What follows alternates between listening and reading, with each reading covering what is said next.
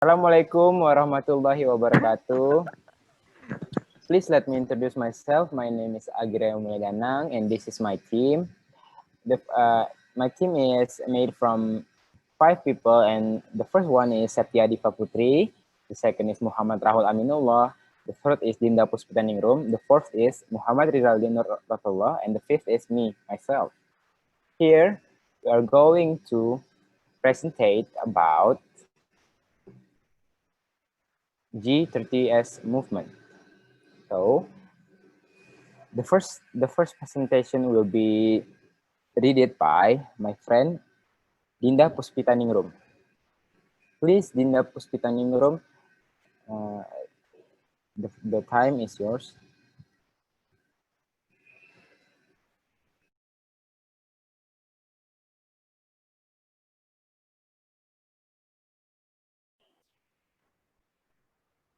Okay. Background. From the late 1950s, President Sukarno's position came to depend on balancing the opposing and increasingly hostile force of the army and the PKI. His anti-imperialist ideology made Indonesia increasingly dependent on the Soviet Union, and particularly by 1965. At the height of the Cold War, the PKI extensively penetrated all levels of government. With the support of Sukarno and the Air Force, the party gained increasing influence at the expense of the army. This ensuring the army enmity. By late 1965, the army was divided between a left-wing faction allied with the PKI and a right-wing faction that was backed by the United States. When Sukarno rejected food aid from USAID, thereby exacerbating famine conditions, the right-wing military adopted a regional command structure through which it could smuggle staple commodities to win the loyalty of the rural population. In an attempt to curtail the right-wing military's increasing power, the PKI and the left-wing military formed a number of peasant and other mass organizations. Okay, that's the simple definition and the background of this coup. The next theory is insurgency on September 30. This theory will be read by my friend Septya Adiva Putri. Please, my friend.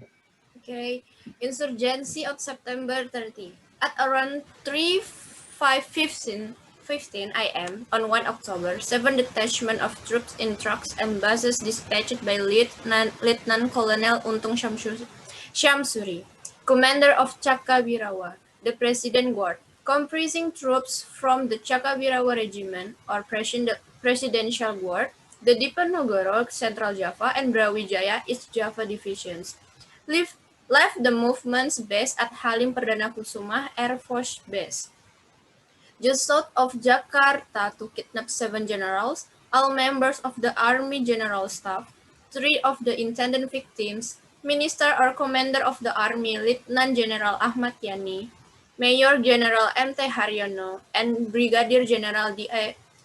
Panjaitan were killed at their homes, while 3 more, Mayor General Suprapto, Mayor General S. Parman, and Brigadier General Sutoyo were taken alive. Meanwhile, their main target, Coordinating Minister of Defense and Security and Armed Force Chief of Staff, General Abdul Haris Nasution, managed to escape the kidnap attempt by jumping over a wall into the Iraqi embassy garden. However, his personal aide, First Lieutenant Pierre Tendean, was captured after being mistaken for Nasution in the dark. Nasution's 5-year-old daughter, Ade Irma Suryani Nasution, was shot by the assault group and died on 6 October. Thank you. So that's the simple scheme of the group, and the next part will be read by Rizaldi Muhammad Nur.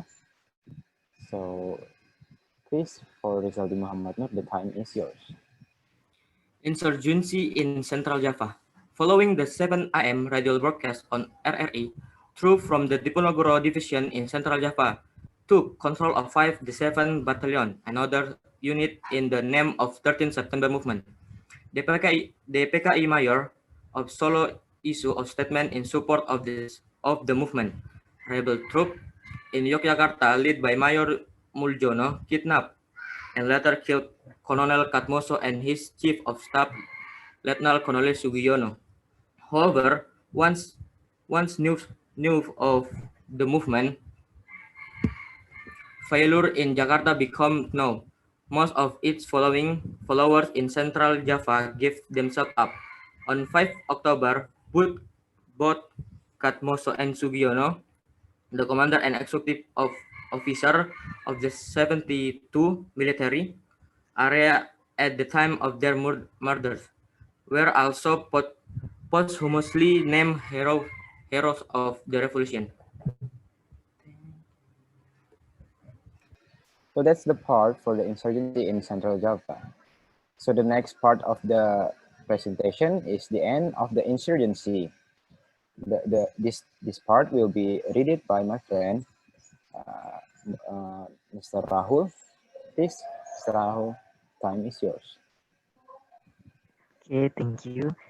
The end of insurgency in March 1966 against a background of student action, the army forced Sukarno to delegate extensive power to Suharto as a chief of staff of the army. With his new authority, Suharto banned the PKI and moved gradually to consolidate his position as the effective head of government. In March 1967, the Indonesian legislature installed Suharto as an acting president, and in March 1968, he was appointed to the presidency in his own right. Sukarno was kept under house arrest until his death on June 21, 1970. Okay, that's the end of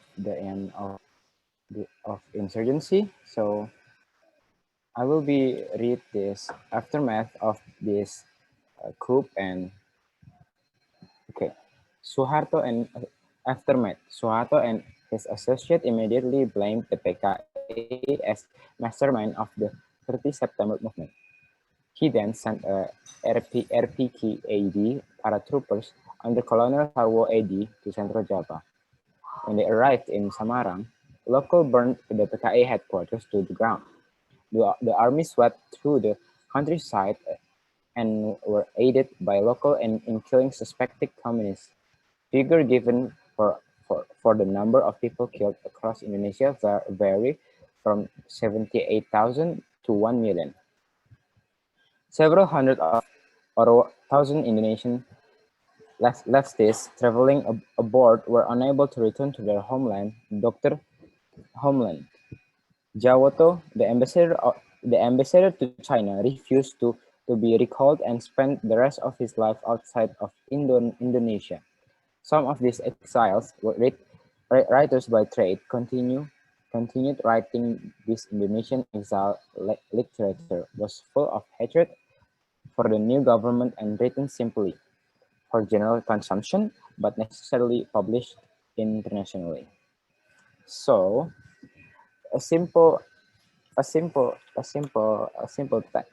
so every year in September 30, Indonesian people celebrate the movement which came to the graveyard. Who is 6 general and 1 officer, who is the victim of this tragedy. And also we Indonesian people